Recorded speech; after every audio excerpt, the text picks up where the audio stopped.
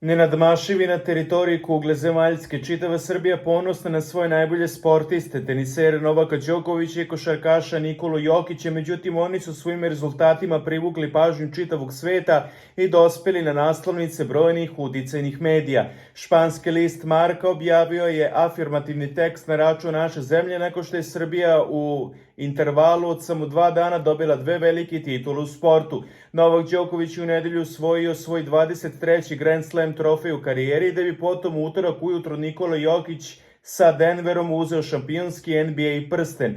Marca podsjeća da su Jokić i Đoković rođeni u bivšoj Jugoslaviji, Novak u SFRJ, a Nikola 8 godina kasnije u SRJ. Obojica su rođeni u zemlji koja se raspala usled političkih nemira, ali 2 velike zvezde sa Balkana uspele su da dostignu najviši nivo u svojim sportovima. Srbija je zemlja sa velikom sportskom tradicijom, bez obzira što ima populaciju manju od 7 miliona. Mali broj zemalja na svetu ima privilegiju da ima ovako velike sportiste, navodi se u tekstu čuvene španske Marke.